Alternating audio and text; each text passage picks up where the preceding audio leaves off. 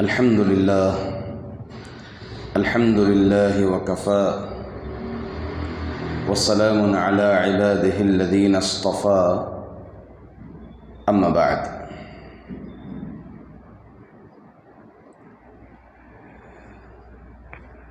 معزز حاضرین، کل ہم نے وضو کے باب میں وضو کی سنتوں کو جانا تھا۔ کل تقریباً 11 سنتوں کو ہم جانے تھے کہ یہ چیزیں وضو کی سنتوں میں ہیں۔ اس میں ایک مسئلہ یہ بتایا تھا میں کہ وضو سے پہلے بسم اللہ پڑھنے کے سلسلے میں، تو وضو سے پہلے بسم اللہ پڑھنا بعض علماء کے نزدیک واجب ہے، مگر اس کا مسئلہ میں آپ کے سامنے واضح رکھا تھا کہ وضو سے پہلے بسم اللہ کہنا چاہیے۔ اگر بھول جاتے ہیں تو درمیان میں بھی بسم اللہ کہہ دینا چاہیے، جب یاد آوے تب بسم اللہ کہہ دینا چاہیے۔ آج کے درس میں انشاءاللہ ہم مکروہات وضو کو جانیں گے۔ ہم وضو کے اندر وہ کون سی چیزیں ہیں جو ناپسندیدہ ہیں۔ مکروہ کا معنی کیا ہے عربی زبان میں؟ ناپسندیدہ، یعنی جس کے کرنے پر کوئی گناہ نہیں ہے، جس کے چھوڑنے پر ثواب ہے، اس کو کہتے ہیں مکروہ عربی زبان میں۔ اس کا حکم کیا ہے؟ جس کے کرنے پر کوئی گناہ نہیں ہے، جس کے چھوڑنے پر ثواب ہے۔ بالکل مستحب کا اپوزٹ۔ مستحب کے کرنے پر ثواب ہے، چھوڑنے پر کوئی گناہ نہیں ہے، تو مکروہ چھوڑنے پر ثواب ہے، کرنے پر کوئی گناہ نہیں ہے۔ جیسے آپ میں سے کوئی مثال دے سکتے ہیں مکروہ کی؟ جی، ضرورت سے زیادہ بات چیت کرنا، فضول دوران وضو بات چیت کرنا، وضو کے اس میں ہی وضو کرتے سمے دوران وضو بات چیت کر رہے ہیں۔ بات چیت اگر اہم ہو تو جیسے نصیحت وغیرہ ہو تو ہو سکتا ہے نا، صحیح ہو سکتا ہے۔ اللہ کے رسول صلی اللہ علیہ وسلم بھی وضو کرتے سمے کوئی بلغم تھوکے ہوئے تھے دیوار پر، تو نبی اکرم صلی اللہ علیہ وسلم دیکھ کر اس کو اپنے ہاتھوں سے آپ نے کھرچ کر کے نکالا تھا اس کو، اور اس کے بارے میں تھوکنے کے بارے میں آپ نے آداب سکھائے تھے کہ اگر کسی کو تھوکنا ہے تو اپنے قبلے کی جانب نہ ہو، اور اس کا صدقہ یہ ہے کہ اس کو دفن کر دیا جائے۔ مکروہ کی مثال، جیسے مثال کے طور پر کھڑے ہو کر کے پانی پینا، کھڑے ہو کر کے پانی پینا، یہ مکروہات میں سے شامل ہوتے ہیں۔ اسی طرح آؤندہ سونا، جس کو اللہ کے رسول صلی اللہ علیہ وسلم عموماً ناپسند کیے ہیں کئی مقامات، کئی چیزوں میں، تو ایسی چیزیں آؤندہ جو پیٹ کے بل سوتے ہیں جس کو آؤندہ بولتے ہیں، تو یہ بھی جو ہے مکروہ میں سے شمار ہے، اس کا بھی شمار، اور اللہ کے رسول صلی اللہ علیہ وسلم ان سے ایسی چیزوں سے منع فرمائے ہیں۔ اسی طرح بعض علماء کہتے ہیں کہ گھٹنا دکھانا یا پھر ایسی چیزیں جو گناہ کے قریب تک لے چل جاتا ہے، تو یہ بھی مکروہات میں سے آتے ہیں۔ بعض علماء تو حرام کا حرام ہی قرار دیتے ہیں۔ تو برکیف وضو میں وہ کون سی چیزیں مکروہ ہیں اس کو ہم جانیں گے۔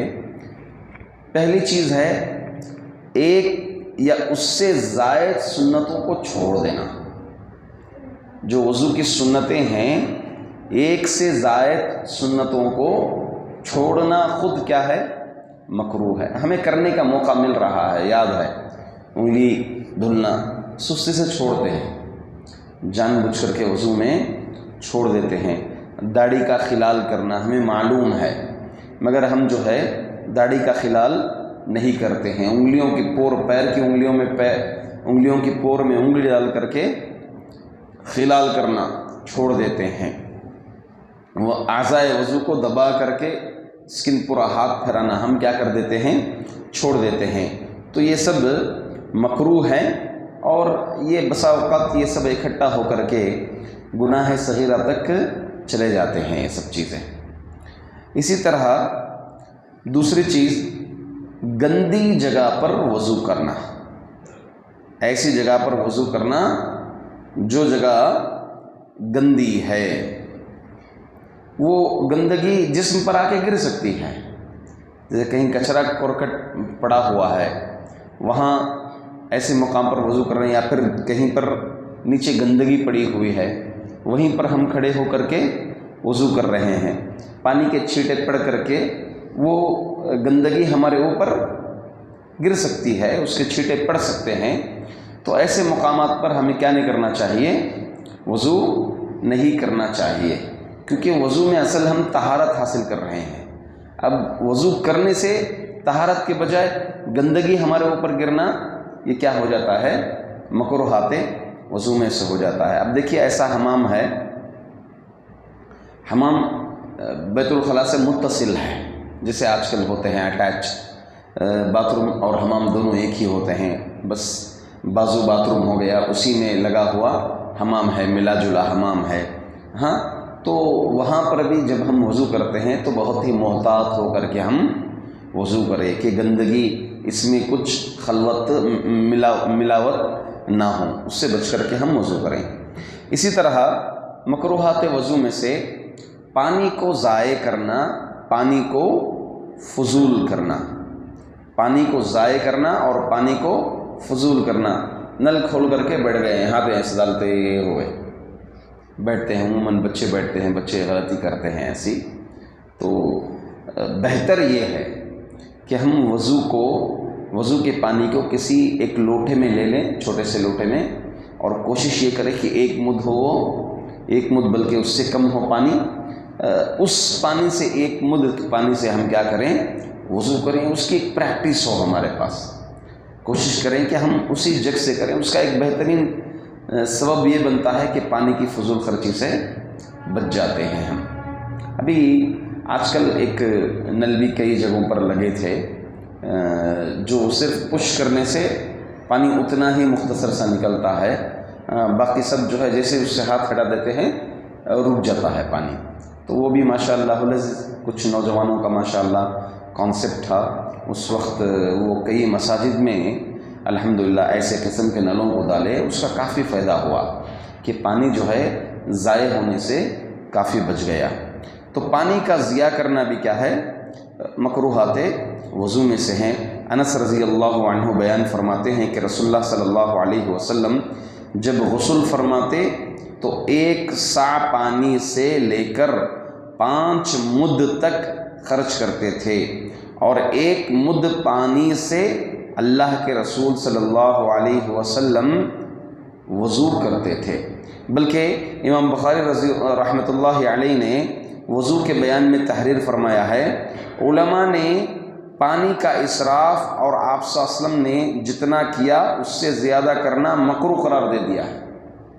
امام بخاری رحمۃ اللہ علیہ لکھتے ہیں کہ علماء اس کو مکروہ قرار دیے ہیں کہ اتنے پانی سے زیادہ وضو کرنا، 1 مد پانی سے زیادہ وضو کرنا کیا قرار دیے؟